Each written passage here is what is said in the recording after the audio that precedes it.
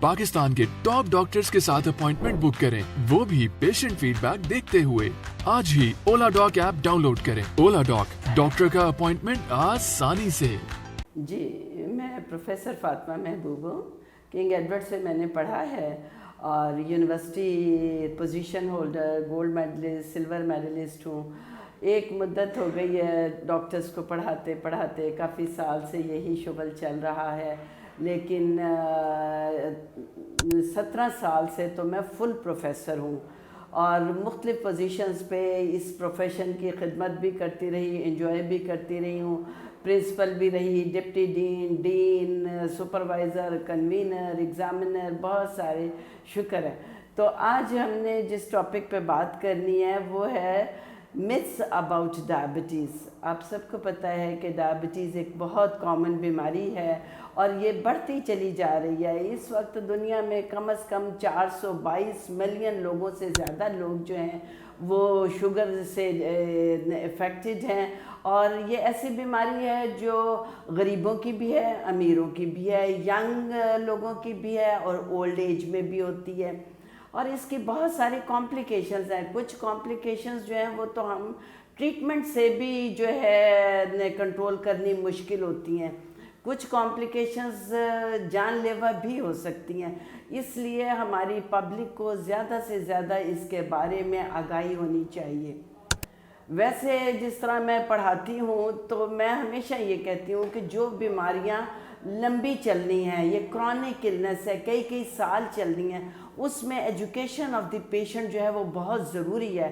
آپ اس کو ضروری معلومات دے کر بھیجیں گھر، تاکہ وہ ادھر ادھر سے غلط قسم کی انفارمیشن نہ لے اور اس کے اوپر نہ عمل کرتا رہے، کیونکہ لمبی بیماری میں بار بار ڈاکٹر کے پاس آنا بھی مشکل ہے، اکنامیکل فیکٹرز بھی امپورٹنٹ ہیں، تو ڈاکٹر کا کام بنتا ہے کہ پیشنٹ کی رہنمائی کرے، اس کو اس کی بیماری کے متعلق زیادہ سے زیادہ بتائے۔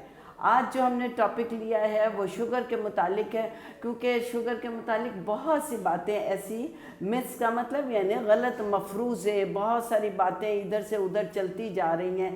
فیکٹس اور فکشن، اس میں تھوڑا فرق ہے۔ ہم دیکھیں گے کہ اصل بات کیا ہے اور لوگوں میں کیا مشہور ہوئی ہے۔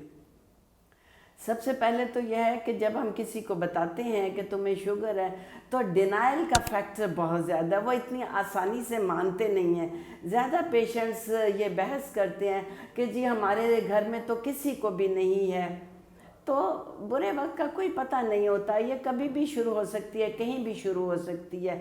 جو آپ سب کو پتہ ہے کہ زیادہ تر اس کی 2 قسمیں ہیں، ویسے تو اس سے زیادہ بھی ہیں، لیکن کامن جو ہے وہ ہم ٹائپ 1 اور ٹائپ 2 میں ڈیوائڈ کر دیتے ہیں۔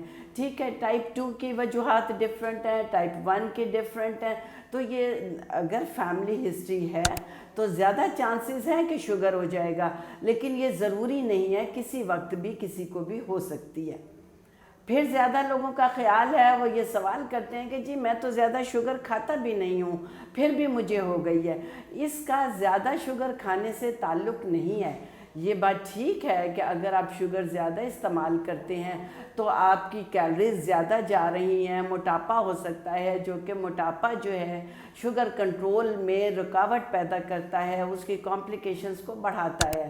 لیکن یہ کہنا کہ میں شوگر زیادہ کھاتا ہوں اس لیے مجھے شوگر ہو گئی ہے، وہ بات ٹھیک نہیں ہے۔ پھر ایک ایسا بھی غلط خیال پایا جاتا ہے کہ جی یہ کنٹیجیس ہے، یعنی انفیکشس ہے، یہ ایک سے دوسرے کو لگ سکتی ہے۔ یہ بھی خیال درست نہیں ہے۔ تیسرا خیال یہ ہوتا ہے کہ جی اب ہمیں شوگر ہو گئی ہے تو ہماری کوئی اسپیشل ڈائٹ ہوگی۔ نہیں، شوگر والوں کی اسپیشل ڈائٹ نہیں ہے۔ جس طرح ہمارے ساروں کی ڈائٹ میں ہوتا ہے کہ ہم نے کاربوہائیڈریٹس اتنے لینے ہیں یا پروٹینز اتنی لینی ہے، اسی ریشو میں ہم نے لینی ہے، کیونکہ اگر ہم کوئی سا بھی آئٹم بڑھائیں گے تو اس کی اپنی کمپلیکیشنز ہیں۔ جیسے روٹین میں ہم 60-65% ہماری ڈائٹ کا جو ہے وہ کاربوہائیڈریٹس پہ ہے، اسی طرح شوگر کے مریضوں نے لینا ہے۔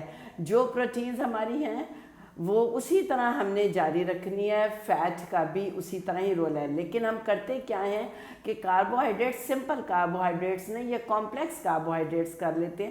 کیونکہ کاربوہائیڈریٹس اگر ہم لائک شوگر لے رہے ہیں اور گلوکوز پی رہے ہیں تو وہ فوری طور پہ شوگر کو بڑھاتی ہے. ہمیں ایسی نہیں چاہیے، ہمیں ایسی چاہیے جن کا لو گلائسیمک انڈیکس ہو اور وہ باڈی میں آہستہ آہستہ ریلیز ہو. کیونکہ جو دوائیاں ہم لے رہے ہیں وہ بھی آہستہ آہستہ ایکشن کر رہی ہوتی ہیں. اسی طرح پروٹینز اگر ہم بڑھا دیتے ہیں تو ایک تو ہو سکتا ہے کہ یورک ایسڈ کا مسئلہ ساتھ ہو تو وہ بھی ڈسٹرب ہوگا. دوسرا پروٹینز مہنگی بھی ہیں. تیسرا یہ کہ ان کی تیاری میں جو ہے فیٹ بھی اور مسالہ جات بھی بہت یوز ہو جاتے ہیں. اور اکنامکل فیکٹرز، جیسا میں کہہ رہی ہوں کہ لمبی بیماری ہو تو اس میں اکنامکل فیکٹرز بھی بہت زیادہ امپورٹنٹ ہے. تو ہم نے ایسی پروٹینز نہیں لینی ہیں. ہم جیسے نارمل ڈائٹ لے رہے ہیں ویسے ہی لیں گے. کاربوہائیڈریٹس کو ہم نے کہہ دیا کہ ہم کمپلیکس میں لیں گے. اسی طرح ہم فیٹ کو بھی جو ہے نا پولی انسیچوریٹڈ یا مونو انسیچوریٹڈ لیں گے. یہ اچھی ہیں. زیادہ تر ویجیٹیبل آئلز ہم یوز کریں گے، لیکن یہ خیال رکھیے گا کہ اس میں بھی کیلوریز امپورٹنٹ ہے. یہ نہیں کہ آپ بہت زیادہ یوز کرنا شروع ہو جائیں. میرے اکثر پیشنٹ کہتے ہیں کہ جی ہم تو سرسوں کا تیل استعمال کرتے ہیں، کیلوریز تو اس میں بھی ہیں. اس لیے آپ نے جو ہے کیلوریز کو مائنڈ میں رکھنا ہے، ان کی مقدار کم کرنی ہے. اور اگر آپ کو پلیٹیبل نہیں ہے، کیونکہ جو ہماری آئل ہے یہ اس کو مزیدار بناتے ہیں، تو آپ مقدار کم رکھیں، فوڈ کم لیں. اور دوسرے آپ نے مکس ڈائٹ لینی ہے. اس کا مطلب ہے کہ آپ کی ڈائٹ میں سبزیاں بھی ہونی چاہیے، پھل بھی ہونے چاہیے، اور ایکسرسائز بہت امپورٹنٹ ہے. کچھ ڈائبیٹکس یہ سمجھتے ہیں کہ ہم اگر ایکسرسائز کریں گے تو یہ نقصان دہ ہے. نہیں، آپ مناسب مقدار میں ایکسرسائز کریں گے. بلکہ ڈائٹ کا اتنا رول ہے اور ایکسرسائز کا اتنا رول ہے کہ دوائی شروع کرنے سے پہلے آپ ان کو کہیں کہ صرف ڈائٹ کے ساتھ کنٹرول کریں، تاکہ ایک تو جو ان کو ذہن میں وہم ہے کہ میں صرف ڈائٹ سے کنٹرول ہو جاؤں گا، انہیں پتہ چلے کہ نہیں، یہ اکیلی کافی نہیں ہے، ہمیں دوائیاں بھی شامل کرنی ہیں. لیکن بہرحال ڈائٹ کا بہت امپورٹنٹ رول ہے، ایکسرسائز کا بہت امپورٹنٹ رول ہے.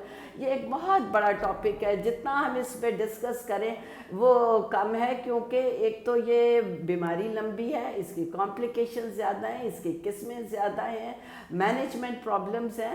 تو بہرحال اگر آپ لوگوں کو کوئی پرابلم ہو، کوئی کویسچنز ہو، کوئی کیوریز ہو، تو آپ اس فورم کے تھرو جو ہے کانٹیکٹ بھی کر سکتے ہیں، سوال پوچھ سکتے ہیں. انشاءاللہ ہم آپ کو سیٹسفائی کرنے کی کوشش کریں گے. Thank you. پاکستان کے ٹاپ ڈاکٹرز کے ساتھ اپوائنٹمنٹ بک کریں، وہ بھی پیشنٹ فیڈ بیک دیکھتے ہوئے. لاکھوں لوگوں کی طرح پاکستان کے سب سے بڑے ڈاکٹر نیٹ ورک کا فائدہ اٹھائیں اور آج ہی اولا ڈاک ایپ ڈاؤن لوڈ کریں. اولا ڈاک، ڈاکٹر کا اپوائنٹمنٹ آسانی سے.